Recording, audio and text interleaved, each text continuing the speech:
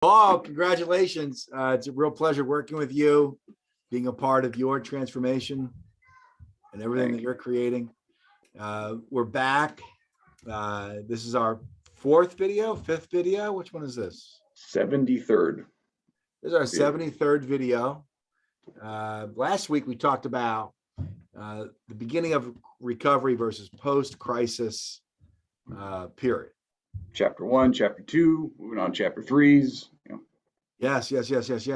And this week, and that's an example of transition. We're talking about the transition from traditional recovery into emotional work.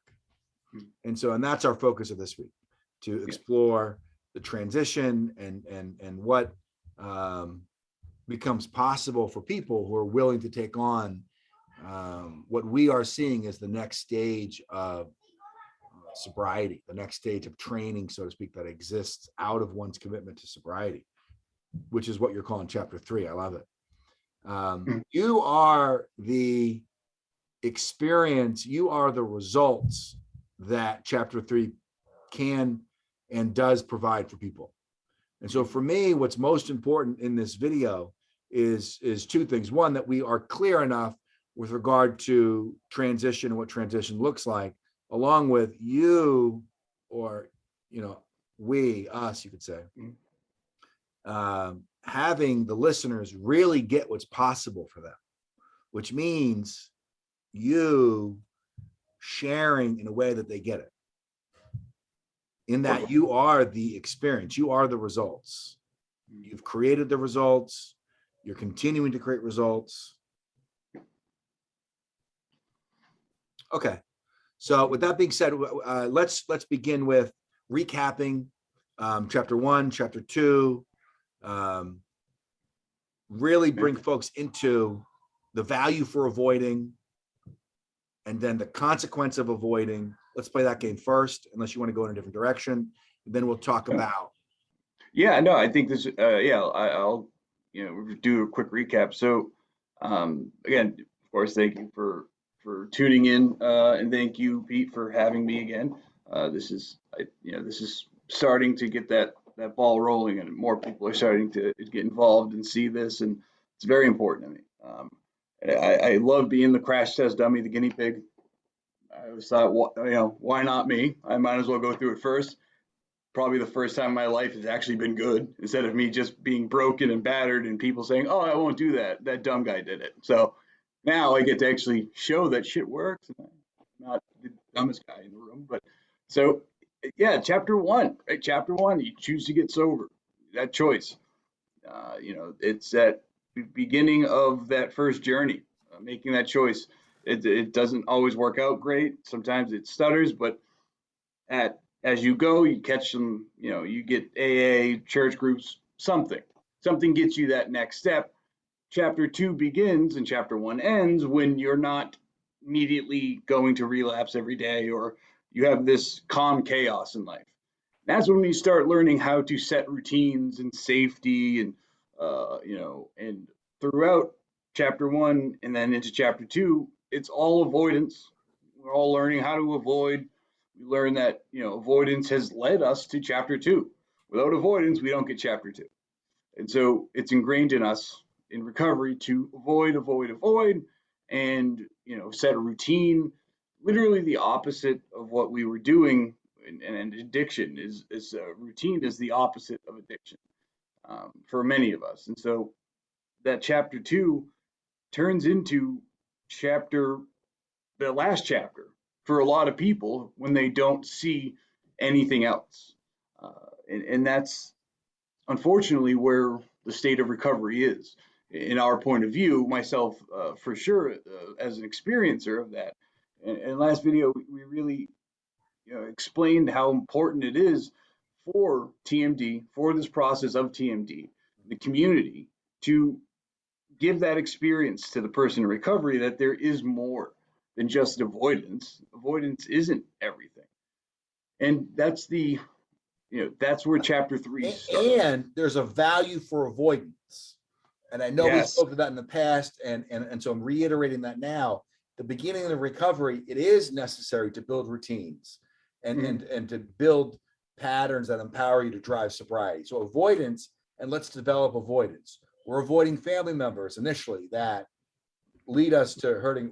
We're avoiding locations that lead us to using. We're avoiding experiences, feelings, and thoughts that can trigger us and lead us into relapse. Yeah. So when you say avoidance, you know, on the call, was it Wednesday's call? Do you remember Steve didn't get avoidance? It was mixed up with abstaining. Yeah, let's generate that. Let's, you know, as if Steve was here. Would you redo that for us? Yeah, so somebody who is coming from AA has read in the big book about abstaining from of things. So that word avoid means something different for people in AA, but it's really the same thing when we break it down to what we're doing. In that moment, we are going around, not talking to, whatever it is, it's avoidance, right? So, you know, I always say, you know, we learn and it works to avoid people, places, things, thoughts, feelings, actions. All of these things that led us to use before, we avoid and you don't use. It's a very simple model, right? If I don't put my hand on the stove, I don't get burned because I know when I did it, I was burned. And so that gets hemmed in. So with Steve, I don't even know where he was getting wrong or like where he was off track. I didn't understand what he saw. My recollection is he didn't understand avoiding. He couldn't, the word avoiding didn't, I don't avoid. He couldn't get that he was avoiding. Mhm. And so when you say avoiding people, places, things, thoughts, feelings, actions, Mhm. that the person can begin to hear, it works to avoid certain feelings initially. Mhm. It works to avoid certain places. You know, it works to avoid, et cetera, et cetera. And that's chapter one. And there's a real value for validity in chapter one. Mhm. And then out of that, we begin to develop chapter two, which is the creation of routines that get me to the gym and a job that I have some consistency in, and learning how to manage some boundaries that keep me safe. Mhm. And now let's look at, there's a real consequence to the same order, the same structure. There's real consequence to it. Mhm. So bring us into your experiences and what we mean when we talk about that there's a cost to or a consequence of avoiding.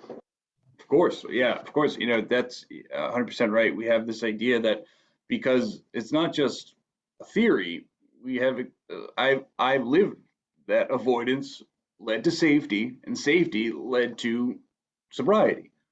And so if that goes unchecked, unchallenged, as it did go unchecked, unchallenged with me, I got a job, I got a degree, I had an apartment, car, I had all these things that we yearn for in recovery.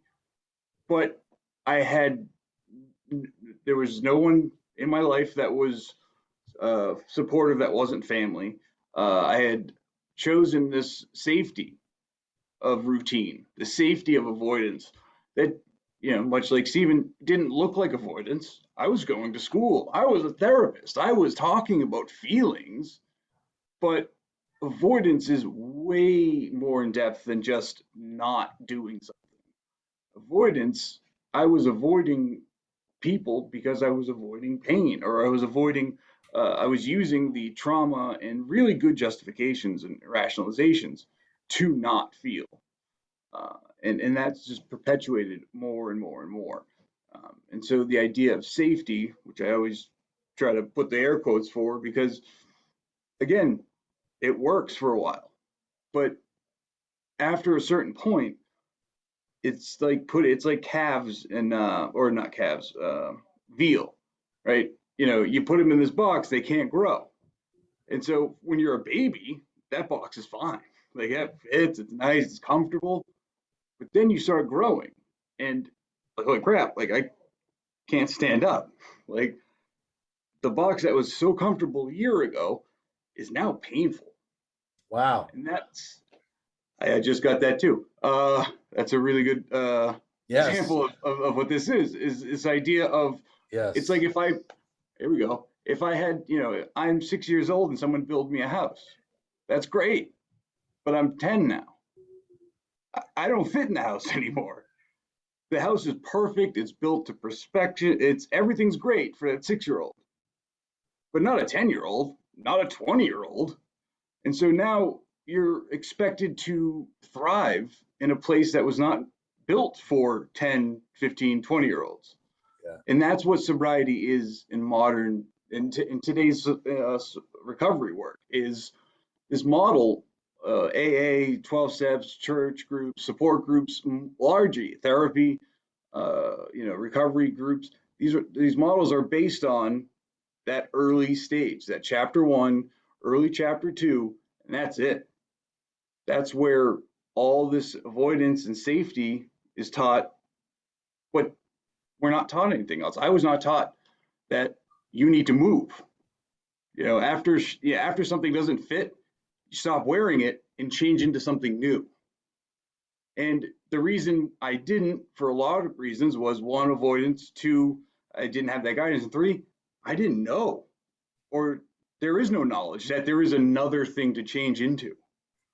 It's just not known to us until I found TMD.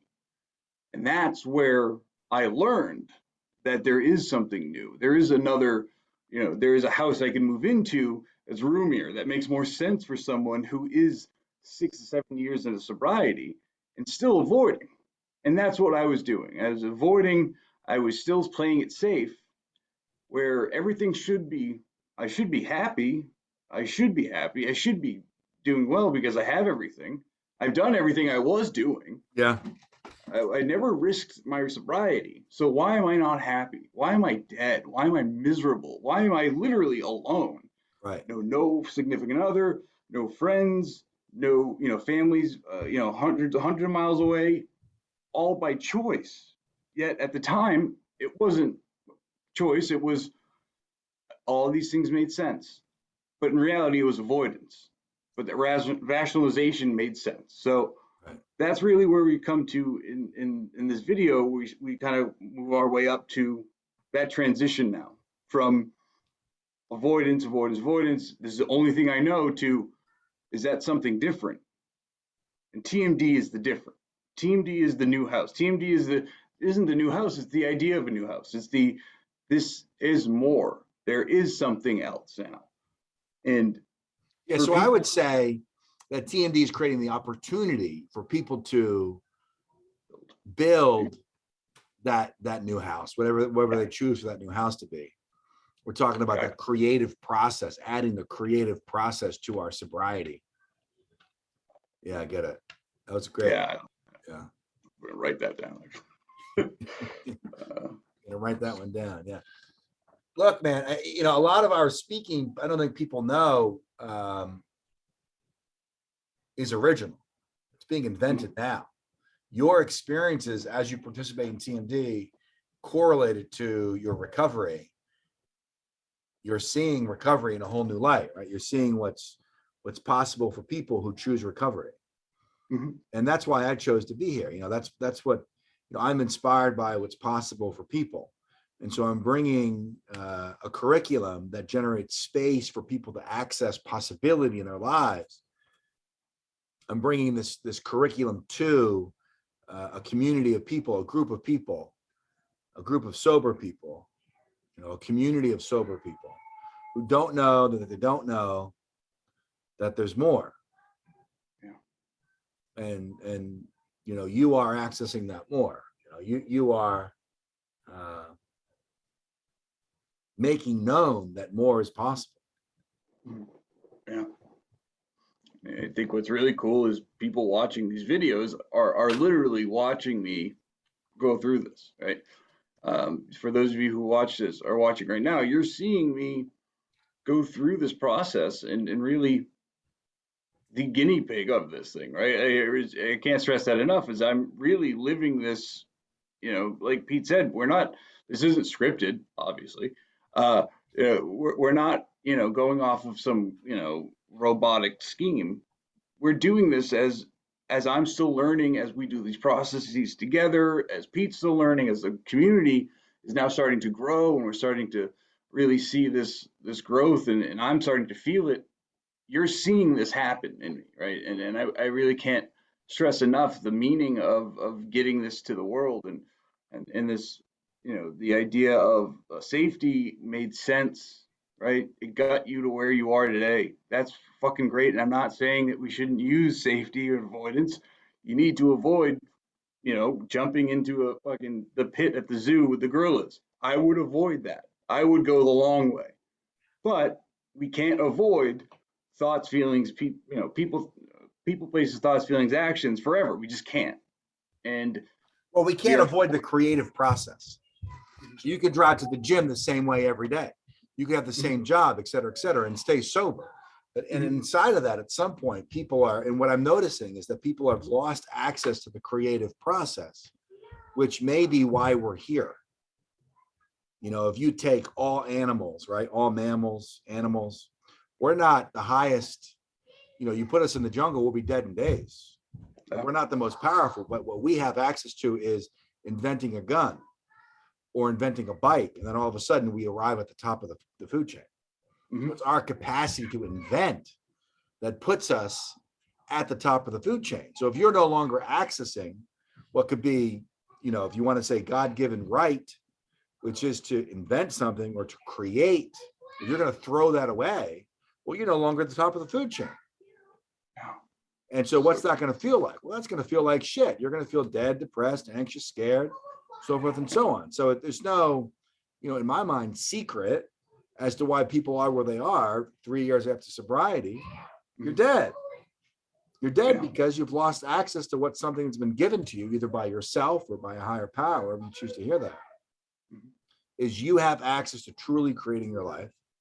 And if you're going to let your wounds, trauma, and fear dictate your behavior, then your future looks a lot like wounds, trauma, fears. You'll need medication for that. Of course. You're going to need some type of medication to manage those fears.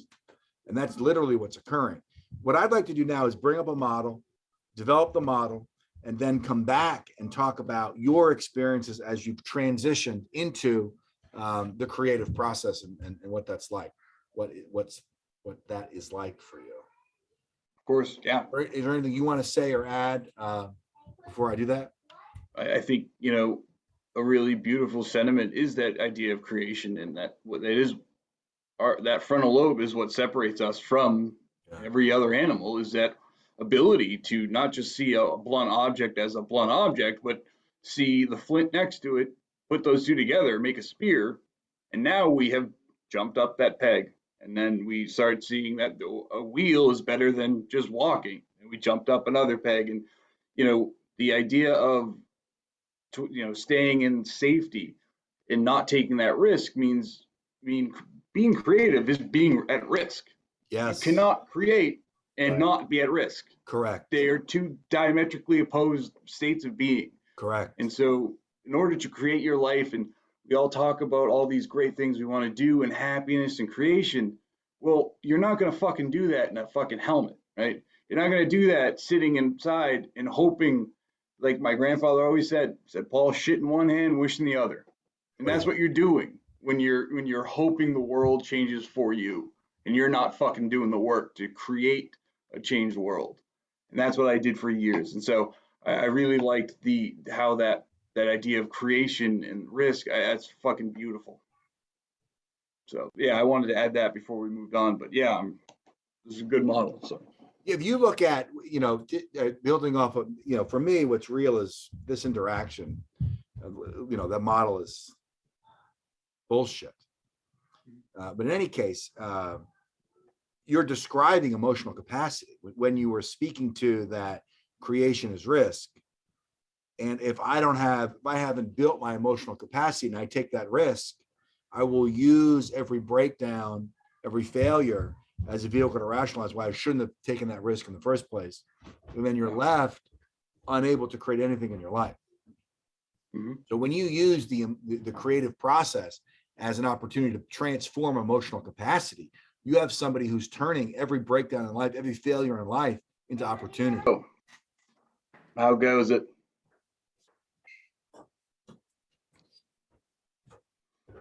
So what have you done today, bud?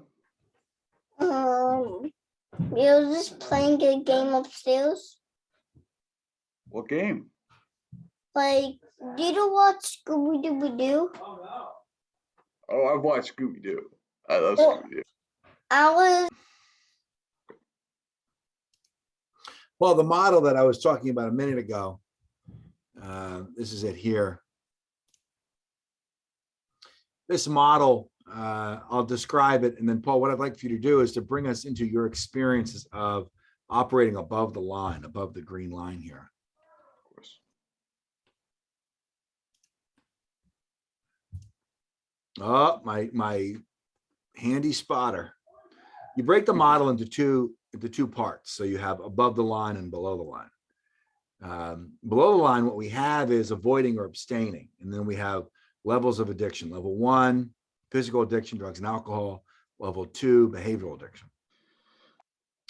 And to heal or to access some type of freedom from level 1, level 2 addictive behavior, we need to stop, right? We have to avoid. And this is what we've been talking about, that there's a real value for building routine, structure. And Paul has been rigorously speaking to us about that. And however, to stay stuck in here, like our veal analogy, which was experiential for me. I was like, oh. All right. We ended up losing access to our creative process. And yet, let's not make that mean that there isn't a value for building structure and avoiding. All right. Can I finish this and I'll be right up? Is that your second scone? All right, you go upstairs, you eat that scone. I won't take it and I'll be right up. Deal? All right. Gotcha. We'll see if that's possible. So what we're talking about today in this video is a transition from below the line to above the line. And so looking at the model, what's above the line is level 3, which is emotional addiction. And in our next video, we're gonna dive deeper into this understanding of what emotional addiction is. But an overview is to look at that inside of all of us, there are experiences like fears, inadequacies, disbeliefs within ourselves that stop us from taking risks. So as we begin to confront these fears in ourselves, we call it emotional work. And as we begin to do our emotional work, we empower ourselves to transition to level 4, where we begin to create our lives. That's not true. Where we access what we're describing here as personal empowerment. Now, back up for just a moment. When you look at these experiences that we're describing as level 3 emotional addiction, you'll see that you've had these experiences all your life. That there's this underlying current. And in this construct, how we gain a freedom from these experiences is to have more of it. So it's the exact opposite type of healing. Whereas down here, we do need to avoid. Up here, to build relief, we need to have more of the emotions that we lived our life avoiding. Like a simple example is if you're shy, by confronting shyness, you begin to build confidence. Rather simple. And again, I don't explain this for you. So what I would like, unless you want to go in a different direction, right, is to speak about the values you're getting out of the transition. Yeah. Yeah, I mean I think it was great, and I really do. I like, I think a very important reminder is that emotional addiction has been there forever. It's not new.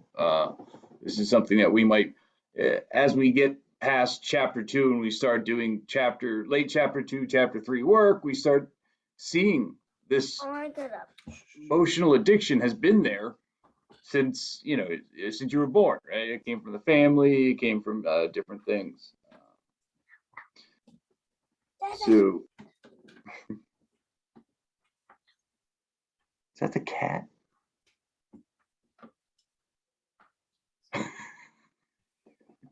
Just It can, but you have the with the level 1 and level 2, we're stuck in that. We need to that manage and avoiding risk, and then as I came into that transition, into that really understanding that those emotional addictions were always there, that this avoidance wasn't new. My avoidance of life, or my need for affection, and my need for attention, my need for rejection, and things like this that came out later in my TMD experience. I saw this this model and realized that more was necessary, and pushing into it was necessary, which goes diametrically opposed to what got me sober. And that initial reaction was to run. That first thought was, I'm not risking, I can't do risk. Risk is dangerous. And so what really I've been able to create in my life through TMD, through my work and with the community and you, has been to really redefine risk and redefine what feeling and not having things figured out is. And for me, it meant confronting those feelings of being liked and needing to be liked. For me, is a very big instance in my life, and my TMD transformation and experience has been, when I feel that need to be liked, or to or to placate someone, or to not tell the truth and not to be honest, instead of just avoiding and leaving the situation, I'm now choosing this engagement, this increase, and sitting with it instead of running. And that has been, that's the way we learn. That's the way I've learned how to engage with others, is by engaging in these feelings, this risk, this feeling of being uncomfortable when I tell somebody how I truly feel, that radical honesty moment where you throw caution to the wind. Yeah, you're building emotional capacity, emotional endurance. And so, looking at the model, we're not building emotional endurance here.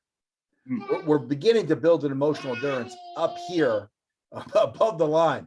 Wangi, come over here. I can after I do this video. No. Come over here and say hi to everyone. No. That's your brother.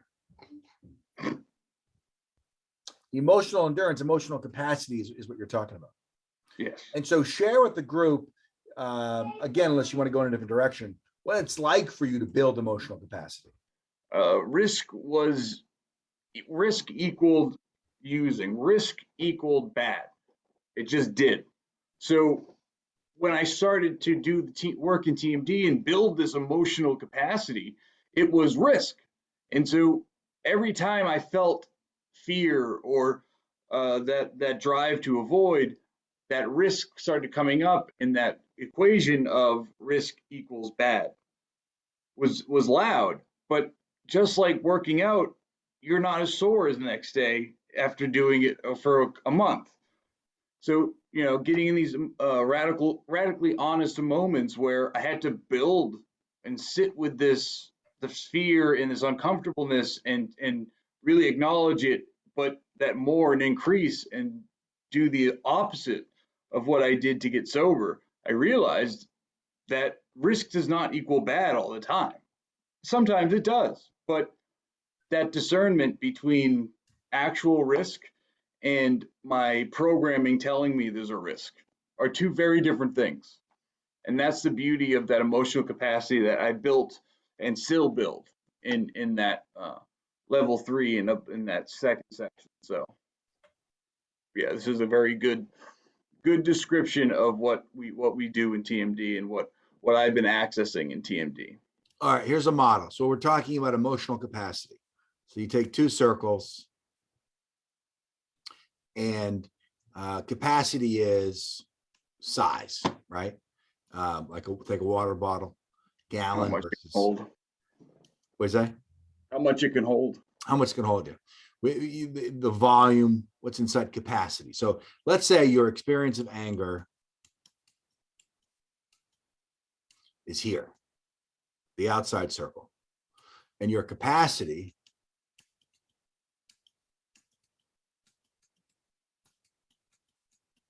is the inner circle. So what's occurred is your experience of anger is larger than your emotional capacity. You've got to find ways to cope and manage with your experience of anger. This is when drugs and alcohol become a great resource. And so what we've done is we're developing routines and patterns and situations in our life, what we're calling avoiding, abstaining, so that we can deal with our limited capacity, right? The smaller emotional capacity than what's necessary to deal with life. And it works. We don't have to build emotional capacity. We can build routine. Mm-hmm. But what we're noticing, a year, 2 years, 3 years, et cetera, whenever it may be, we can't avoid anymore. We've lost access to truly creating our lives, and we're left dead. But what Paul's done, so for me, what Paul's done, what you've done, Paul, is you've brought to the table that there's no one in our lives telling people in traditional recovery that, yeah, well, it's this way because you're avoiding. And so now it's time, because you're looking for more, it's time to begin to build your emotional capacity and to start recreating or creating your life for the first time. Yeah. So what we're left with is dealing with our emotional capacity, our pre-existing emotional capacity, which is smaller than the experiences of life. Mm-hmm. So like I deal with my mom. Mm-hmm. Well, there's so much anger there, I don't know how to deal with it, so I avoid. Mm-hmm. What we're proposing is in TMD that we are shifting. Mm-hmm. So now it's not my experience of anger is here and my emotional capacity is here. So my capacity to feel anger is now larger than the feelings and experiences I have. Now I have access to truly creating my life. I'm no longer run by, right? I'm no longer managed by my emotional experiences. Mm-hmm. I have transitioned into some resemblance of having emotional capacity, which then leaves me being empowered to create my life. Yeah. And so Paul is participating in TMD and driving for himself a transition from abstaining to creating. And Paul, share with us, dog, what are you getting? You know, a moment ago, I know that you shared there was fear, et cetera. And then I was dealing with my kids. And so what else, you know, and or unless you want to recap, what else are you experiencing as you take on your emotional capacity? So yeah, there's that fear and that, you know, that risk, but what quickly becomes apparent is there's liveness, right? You know, being dead for so long in my avoidance, my routine. So it's, you know, entropy. It comes from, you know, not being used, like dead tissue, dead something. You know, we all start dying, and so we look at being stagnant for, you know, 10 years. You're gonna be, you know, there's gonna be death there. There's gonna be nothing alive, and that's what, you know, too much sameness, too much routine, too much managed life, too much avoidance leads to is death, is nothing. And that's what I was experiencing. And now that I'm engaging in these emotional experiences and building this capacity, yes, there's that fear and all that shit at the beginning, and it comes up here and there, but I'm feeling something besides just safe and numb. I'm feeling excited. I'm feeling that power that comes from creation, right? When you have made something, you have pride in it, right? You know, when somebody builds something, they're going to have pride in it more than if they just bought it. And now I'm creating these moments, interactions with people, especially with me being a person who had been in the past averse to relationships with others based on fear and avoidance and PTSD. I've created beautiful relationships with people Yeah. that have nothing to do with anything but connection. Yeah. There's no there's no sexual angle, there's no romantic angle, there's no, financial angle. It's you're a person, I'm a person, we're experiencing this together, and it's beautiful. And that's what this emotional capacity really starts to become. After that initial fear of, everyone who's listening and anyone in the world has done this, say it's like a phone call with, your bank or something you don't want to do, you put it off for 2 fucking weeks, and finally you can't put it off anymore. You call them, it's fine. You feel like a fucking idiot for waiting for 2 weeks. And so what I've and myself and some other my other people in the community of TMD have learned is, yeah, if you wait those 2 weeks, it's going to be terrible. But if you understand that this is your training, this is your moment to face that risk and build that emotional capacity, that emotion afterwards is so freeing and beautiful. I'm watching people in my community now in TMD just get it, and I feel it with them because we've connected. And that same thing with me is I'm getting this emotion of pure release and feeling of empowerment because I did something that historically I wouldn't, or something that was tough, something I didn't want to because it was hurting, but I stuck through it, and I've created something from pain instead of running. I mean, that's just fucking that alone is so transformative. I mean, that this experience in TMD, if it was just this, would be fucking worth, my right leg. If that was only this experience of building emotional capacity, it'd be worth more money than I could ever spend or more time than I could ever give it. But that's the beauty of this work, is now it's my life. I'm living this. I'm not just coming to a call every couple of weeks and listening to you drone on about fucking shit. Like you said, I'll read your book if I want to get an idea, but I'm living this in TMD, in this community. And that's something that is not available for us in recovery. It's just not, except here in TMD. And that's my call to all the people listening or watching and who know somebody or are somebody. It doesn't matter if you are an addict or aren't. This is work we all have a chance to experience and really start creating again, and not just be this passive person in life. It's such a fucking beautiful thing that if I died without doing everything I could to get this out, I would have wasted my life. That's how passionate I am about something that I feel and I'm doing, and you guys are watching me do. That's another great thing about these videos. So, that's my experience through this. Develop this statement. An experience, an interaction today. I, Paul, had an interaction today. Finish that without naming the interaction or who it was with. Just bring us into, I had an interaction today, and finish that. I had an interaction today. I, Paul, had this interaction today that about a month and a half ago threw me into an anxious state. But today I had this interaction that made me feel empowered, that pushed me to that emotional capacity, and I didn't run. Right. I created the space that was necessary for me to feel and to build this emotional capacity. And I have created today.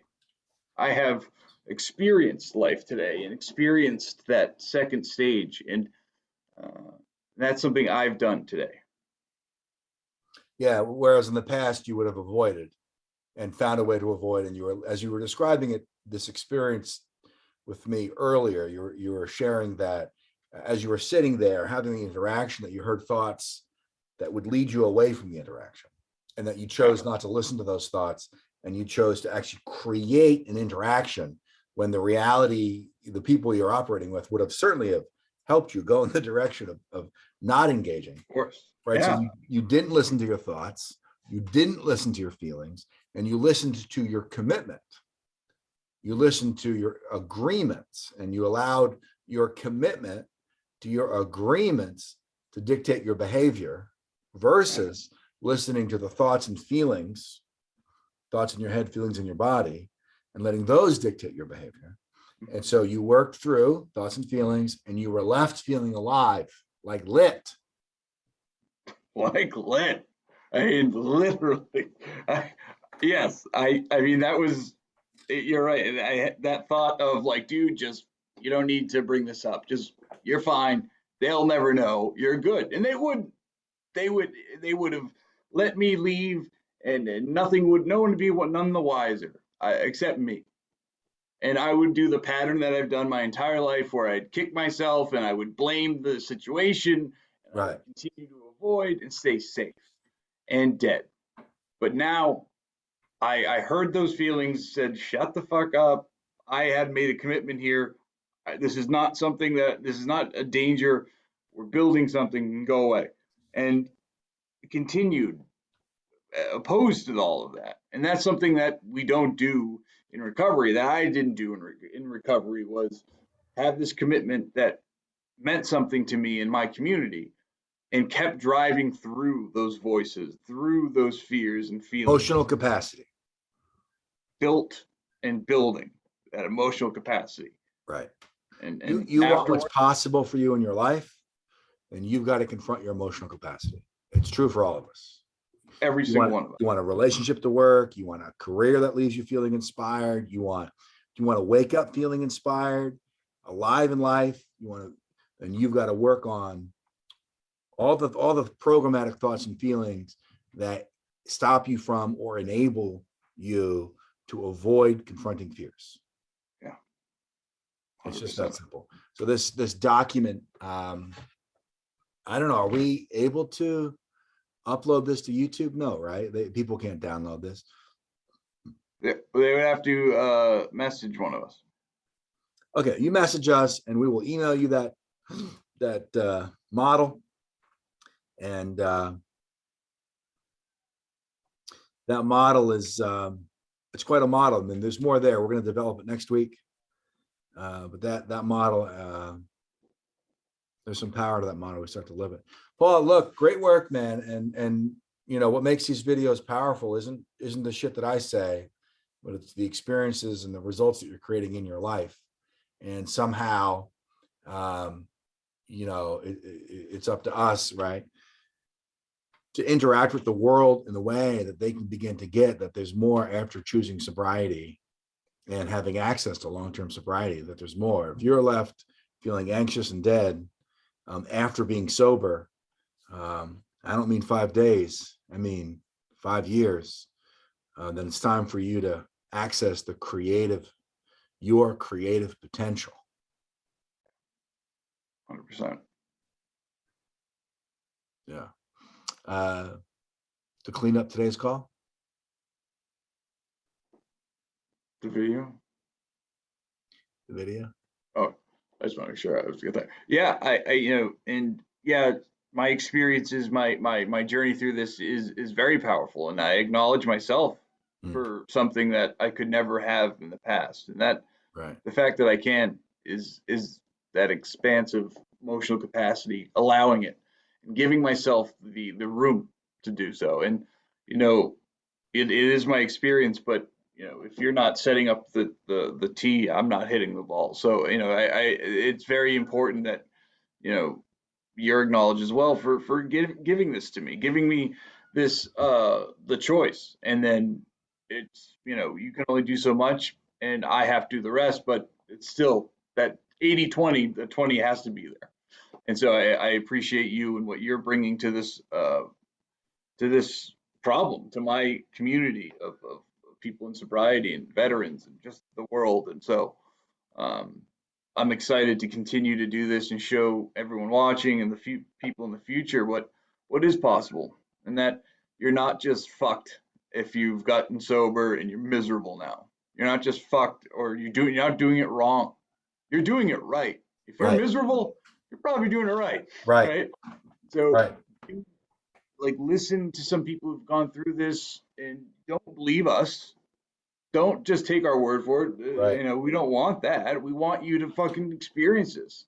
Prove, you know, come here and prove me wrong. Prove that it doesn't work. Prove that it does. Just, if you expect the world to change, but you're not willing to change or willing to put the work in, shit in one hand, wish in the other. So we see which one's going to fill it first, because I tried that for 33 years and it didn't work. I've tried this for 6 months and I've seen more fucking change, more good in 6 months than I have in 33 years. So you be the fucking judge about that. But And let's be clear that came after you chose sobriety, after you had your life, working. I mean, you did a lot of work to get to, where you are. And so this curriculum is for people who are well enough to participate. Very important. And if you're not well enough to participate, then we will support you at getting well enough prior to participating. But that's very important for people to hear, that this is an intense curriculum designed for people who are well enough to participate. Yeah. And if you're well enough to participate, I mean, that says something. It's for a lot of people out there. I mean, Jesus, if you've seen the people going through this, I mean, the bar isn't that high. It's low. Look who's running it, right? Yeah, there he is. There. It's giving the patients the key to the psych ward. There it is. Yes, that is exactly what's happening here. Man, good shit, man. Thank you guys. I appreciate your time. Awesome. Yeah. See everyone next week.